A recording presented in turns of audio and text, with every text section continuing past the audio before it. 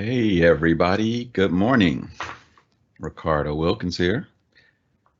Glad you joined me either live or on demand for another CUTE office hours. Champions using teams effectively. I am your host, Ricardo Wilkins. And we're just gonna geek out on teams again this week. As always, your Q&A is available on your, if I'm pointing correctly, maybe it's over here. So feel free at any time to put a question in. I'll be checking that to try to answer any questions on the fly.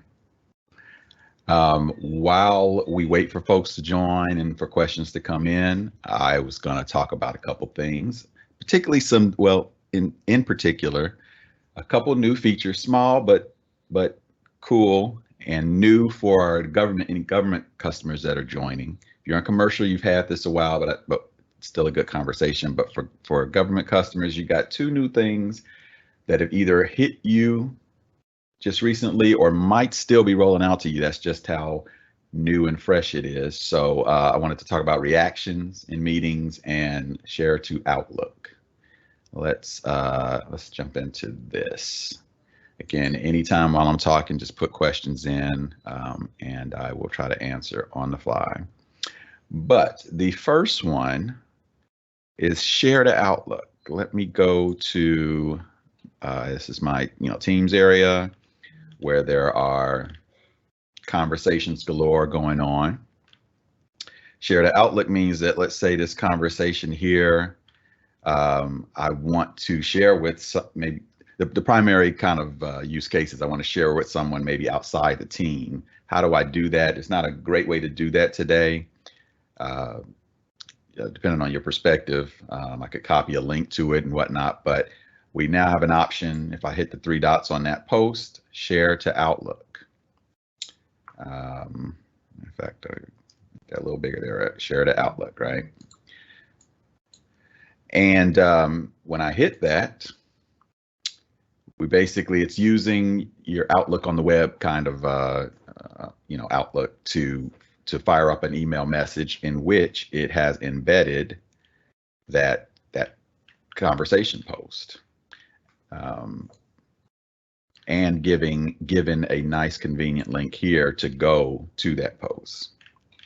Okay, and so then let's say my friend Deborah isn't on that team or something like that, and I wanted to give that to her, then I could do so and hit send.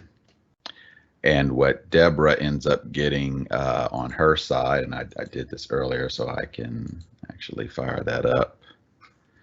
Where is her mail? She gets an email from me like this with that same conversation there. In this case, most of this could be read. If it was longer, I'm not sure what the experience would be there, but she can read it. Whether, depending on if she is a part of that team or not, this go to teams may or may not make sense to her, but at least this is a way to get her, this conversation. What would I have done had without that button? Copy and paste the text, maybe screenshot the text, take a picture of it, all those kind of very manual 1985 kind of approaches, right? So this is a lot cleaner approach here.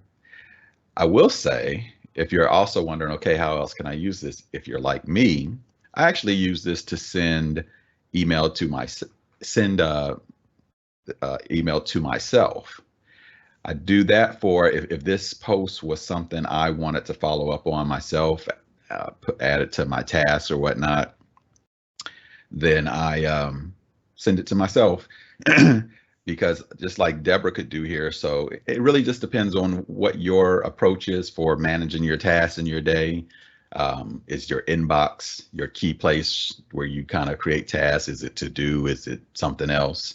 For me, it's a combination of things, but one of the tools in my toolbox for managing my tasks is things that come in my inbox, flagging them, pinning them, turning them into tasks, those kind of things. So all that being said, if Deborah was like me, she might then take this and either maybe if she's in, Outlook on the web, pin it to the top of her inbox so she can remember to get to it later, or she might want to flag it, which then turns that into depending on how you're set up, turns that into a to-do item. Of course, you could forward it, somewhere. So again, that's why I send these to myself sometimes, just because the inbox is a convenient place for me to manage follow-ups. So that works for me. But that is the share to Outlook functionality there. Sending it to whoever. And so it's basically just making an email message, composing an email message for you right in Teams, putting what I think is a nicely formatted, copy of that conversation in here, and then letting you, send it from here. So as you can see, since this is just a typical email message being composed for you, there's an attach button there if you wanted to also include something else there. But for the most part, it's just filling in the subject and putting a nice little content piece in there for you, and then you're off and running. So that's brand new, I think, this week to the government cloud. It's been there a while in commercial, and I think in commercial this email might be a little more actionable for you. I haven't fully looked into that, but I think there may be on the government side some limitation to how much you can interact with this email, and I think there may be a few more options on the commercial side. I haven't looked into that fully just yet. But share to Outlook is new. May have missed it because you wouldn't know it was there unless you fiddle a lot with these three dots over there. Okay. So I thought that was cool and worth mentioning, especially thinking about that other use case of not just sending it to other people, but sending it to yourself. Okay. The question you might be asking is, for if your government is the share to Teams button from Outlook, or basically the reverse of this, available. I don't think that is yet. I haven't seen it in my demo tenant. I don't know when that's coming. So there's two sides to that: sending from Teams to sending outside of Teams, and then sending into Teams. So we'll see about that. All right. And then the other one that that snuck up on us in the government cloud, maybe last week, I think, reactions in meetings. Let's talk about that. So yeah, we're here in Teams. I'll go and fire up a Meet Now meeting. This interface might be a little new to you as well. I mean, you can see I did a Meet Now, which normally would have just popped up a meeting window to kind of get started. But what it's doing here is also giving me a chance to name it differently and even get a link that I can share, in an email or something as it's helping me do there. Just copy it right even before I start this meeting. Meeting options are there, all that good stuff. But I'm supposed to talk about reactions, not that. So anyway, let me go ahead and start the meeting. We got this meeting here. Will be a meeting of myself. So let me go ahead and join it, and then I'll add a couple people.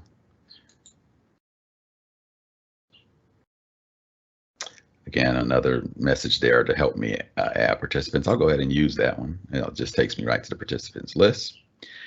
Let me fire up my other demo tenant or demo people here, Deborah and Nestor, my two favorite people in the Contoso organization. And then I will add them in here as well. So let's put Deborah in here. She's getting a call. She's joining. She always joins meetings from Ricardo. They're buddies. And then let's bring Nestor in. He's also a good friend of mine. We go golfing every Saturday. That's not really true. These are fictitious people, just FYI. Oh boy, what happened there? Let's try this again. Oh, that's not what I wanted. This. Oh, I'm in the wrong. See, I'm getting myself confused. Am I in the right meeting? Okay, here we go. Yeah. So Nestor, call Nestor. There's Nestor. join. Just wanted to get a couple of people in there. All right. And so, in fact, I'm going to put these side by side. Make nesters a little smaller here. And so what I've just realized is, okay, so Nestor and Deborah here are in the browser. And so I'm gonna do my reaction from the desktop, because the browser does not yet have the reactions there. So let me just show you first though. So here I am using the desktop client in this meeting, and you can see it looks pretty much similar. I've got that hand raised, but the hand raise has kind of changed now. So it's still where I go to raise hands, but as I hover over it, it is also where my reactions are. Okay, so that's the new piece here. And if I, let's make this as small as we can. As I add a reaction here, like clapping, now it doesn't, Nestor isn't seeing that. So I may have, I may actually need another desktop client to see that. But let me try one more thing, because you can see, I don't know if you caught that at the bottom on my face. When I do that clapping or anything else, it's doing that clapping on my face. There's the heart on my face. And then let me share some content and see if that helps me as well. Let's fire up a PowerPoint, and let's share that out. Okay, so we're sharing a PowerPoint. Come back to here. Let's look at what Nestor sees. So he sees that. Now I think even in this case, once I go try to clap, Nestor's not seeing anything. So in this case, I'm having trouble showing this. I need two desktop clients. Because what we would see, as you would expect, I mean, reactions aren't new.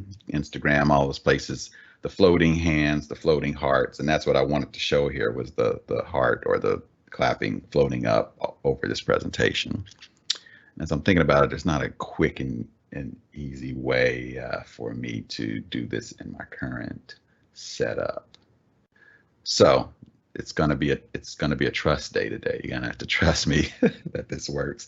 But at least you are certainly seeing it. If you're using the desktop client, the hand button has now been enhanced to be a hand and reactions piece. You can at least see it again working on my face there. And you'll have to trust that when Deborah or Nestor in this case are in this meeting, depending on the setup, they would either see that on my profile or face or whatever, and certainly when a presentation is in progress, they'd see them floating up from the bottom. So that's the how-to side of it. That's the how. The why, though, I think is interesting in our current world of video conferences. While this seems to be mostly like a fun thing, I think it can really be very practical as well. So for one, when you are presenting in a meeting, it can be hard, even if the tool allows you to see chat and see faces and all that stuff, especially if you don't have a bunch of monitors and all that good stuff. It may be hard to both present and get a feel for what's going on with your audience. So, reactions, I would encourage us to use reactions when we're watching presentations to really just help give our presenters feedback. Let's bring a little more social aspect back into our meetings, help our presenters out who, to some degree, and it could feel kind of cold and alone as you're presenting and you're not hearing anything from anyone. So even something as simple as whenever there's a good point, hitting the thumbs up, certainly when something was said in the presentation you like, the applause or the hearts. And even, if you chuckle, if you LOL, in real life, pop that laugh into the into Teams, and so that they know that you're feeling good, and I like what they said. I've got a lot of folks who do a lot of presentations, and that's one of the things they really wish they could get, is that they like to make jokes, like the few I've made today. And I don't know if you laughed, but they like to make jokes, and they would love to see those laughing faces, coming up to note it. Their aspirations to stand-up comedy are being fruitful. So I encourage you to use these, especially in a world today when many of us still aren't comfortable turning on our cameras, where if you had your camera on, I could see your face. Even if I didn't hear your voice, I could see you crack a smile when I say something. But so if we're not going to turn on your voice, maybe make a commitment to man that reaction button again, to just give feedback to folks about what you think about what was just said. So again, to me, that's more than just a fun thing. It's a very practical thing, especially in our world of so many video meetings. Okay. So reactions are there for government new, for commercial for a while. And again, that message about why we should use it applies to both. So hopefully that is helpful. All right. So yeah, I couldn't do a full demo to kind of show that live. What we did see though is that if you are joining via browser like Deborah and Nestor are, then at least for now you're not getting that. And in fact, I guess I got to check to see if you even receive it, because it didn't look like we received it there as well. So it kind of feels like this may be a desktop client experience only as of right now. Yeah, Ricardo, this is your moderator, Stacy Mildenberger, from behind the curtain. I had a really cool experience just yesterday with the reactions, and I thought, hey, why don't I pipe up, because I am right there with you when it comes to needing that human connection in meetings. And it really does bring that, those of us who have presented in rooms of hundreds of people, that eye contact, that nod, that little chuckle, that engagement is so important, right? These tools give you the way to do that. And I could not agree with you more. But the cool experience I had yesterday was I had an opportunity to attend a Teams meeting concert. It was an hour-long concert with a performer who had set it up. Actually, he was very well known. I don't know if you guys have ever heard of Matt Hines, but he put on a concert and invited folks via Teams meeting, and I got to dial in and listen to the songs. And as I was listening, I used the reactions, and it was just so cool because applause, of course, was natural to do at the end of the song, but I didn't want to come off mute, obviously. So the emotional connection to what was happening in the meeting was just super, and to be able to give that reaction was very cool. It went really smoothly. So you never know how these Teams meetings can be leveraged. In instructional settings, it makes a lot of sense, but you never know what special connection you can bring to your audience. And by all means, share your talents and enjoy these reactions. So I had to share. Yeah, thanks. And again, for everyone, that's Stacy, peer of mine, teammate of mine, fellow CSM. So she's been helping with Q&A in the background. So I appreciate that. But yes, I agree. And in fact, I think, I don't know, social media or today's world has conditioned us, I think, to appreciate those. I know, internally we have a lot of meetings that are, a couple hundred people, and to see, when a point is made, to see 50 hearts fly up, or 50 thumbs up, or applause, all at once. I don't know. We've just become creatures that, for that, that could be a rush for a presenter who had just made a comment, and to see that, happen right in front of their eyes, because as a presenter, you would see that, while you're presenting. So that can really, put some life back into this whole world of doing presentations and PowerPoint slides in these video conferences.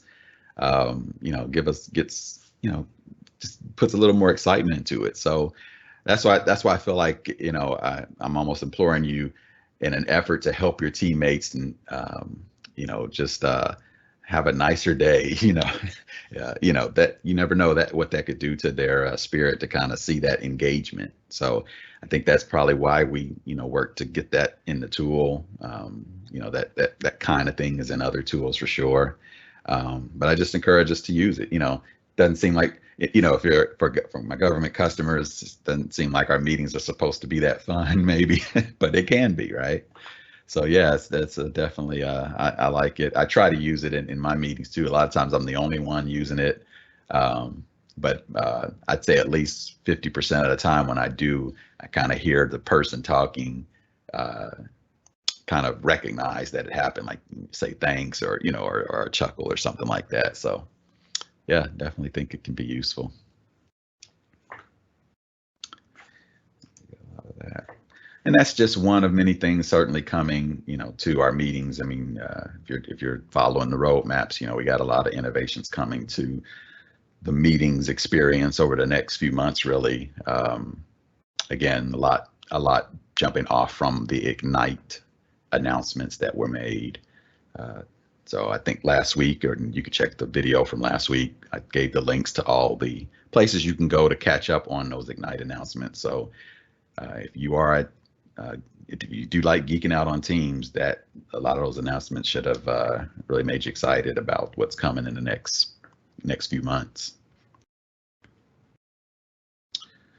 Awesome. Let's see here. So I don't see any questions in the Q&A yet, which means everybody's just hanging back and vibing to the overall chat we're having here. Just trying to clean things up here. Yeah, and I couldn't think of any other small, new additions or new features that have come out lately. Those were the two that were fresh on my mind. They were like hot off the presses. So yeah, so I thought I'd just mention those. Unless I'm kind of. We have a couple minutes left. Do you want to go through like meeting options? I know sometimes that's a confusing topic for my customers, and I think it's something we could cover in a few minutes and do it justice. Absolutely, yeah. So let's jump back into the meeting here. Or I never closed the other one. Let's get rid of this one. So we still got this one open. So yeah, meeting options are cool and have been enhanced a little bit, and I certainly should have brought it up because there's a new meeting options button related to reactions. So when I'm in a meeting, the three dots here gives me meeting options. You may also be familiar with it because you'll see meeting options in your Outlook meeting invite down at the bottom. But luckily, we now also have it right within the meeting, and these can be changed real time. So if I wanted to change how my lobby is managed, for instance, I want to let everybody bypass it, I can do that and hit save, and that's in effect now, versus me needing to remember to do it ahead of time. But as you can see, what's been added in addition to the reactions button is, as the organizer, do I even want to allow it? I don't know what cruel person would not want to allow reactions. I suspect that's more if it's a little more formal, you're not looking for that kind of feedback, but you can certainly turn on and off the allow reactions feature here in meeting options. The other one that gets a lot of attention in the meeting options is this allow attendees to unmute. I think sometimes we call it hard mute, but by turning, so it's on by default. The ability for attendees to unmute themselves is on by default, as kind of one would expect. But to turn that off means that now attendees cannot unmute themselves. They're basically locked on mute until I, the organizer, unmute them. And I do that by them raising their hands, and then I go through a couple of clicks to make that happen. So this is a key one, especially for those that are trying to get maybe a more formal meeting where they don't have to worry about the other folks' microphones and whatnot. I know some folks will jump to a live event, even if they don't have a lot of attendees, will jump to a live event just to get that experience, right? I don't want them to talk. I want this to be more one-to-many. Now I kind of get that option here as well. And if you need to change it, you've got two options. So if I want to now go from formal to open it up to anyone, I could either start to use this feature and selectively bring people off mute, or as we just said, I can come into meeting options and just turn this back on, and now everybody's ability to unmute themselves comes back. So that's why the fact that these meeting options are real time is really key. So a meeting could start off formal, nobody unmute, and then with a couple clicks we can go back to a normal meeting where everybody can talk and whatnot. So that's a key one. And then as you can see here are the other options, controlling the lobby management, controlling who's presenters versus attendees in terms of whether they can present. Those are there as well, and more things coming in this area as well. So if you're a meeting organizer, often just get familiar with this meeting options panel, because a lot of controls that you have at your disposal will be placed here. So I'm seeing a question about, I noticed that in the new meeting experience, we can't share PowerPoint files that are located in Teams, no longer able to browse Teams and channels. Any idea when we'll see a fix? Share experience is changing. So I don't know that I've experienced that. Let me try it here. So I do a share. I've got my PowerPoint here. I wonder if, so I see upload from my computer or OneDrive, and so I guess you're saying, yeah, maybe there used to be a browse Teams and channels area here. I don't know that I remember it. I believe you. So yeah, in my tenant here, there isn't a browse Teams and, or say browse Teams and channels piece. So it's either upload or OneDrive. So yeah, I'll have to look into that one. I'm curious to maybe go over to my commercial demo tenant and see if it's there and if this is just a government specific thing.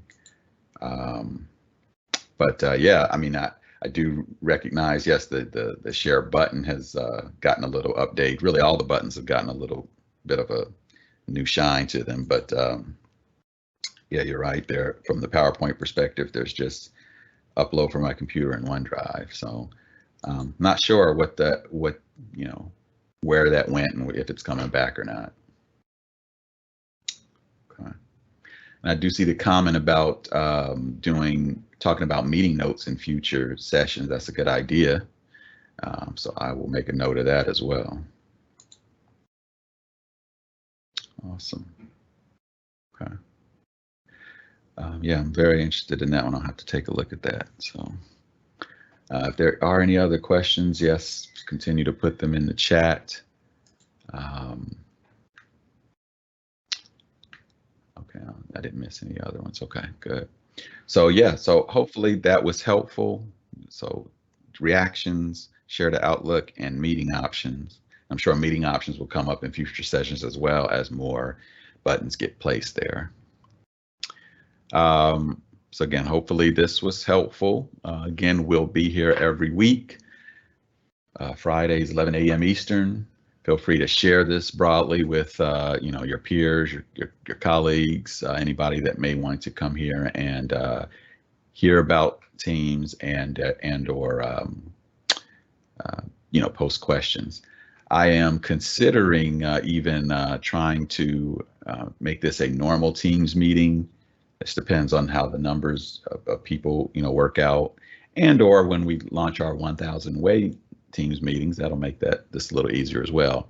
If that's of interest to you, either in the chat right now or if you're watching this on demand, hit me up and let me know if you think a Teams meeting where you can come off mute and talk would be cool. I don't know if people are comfortable with being recorded, but that's an option as well. So awesome.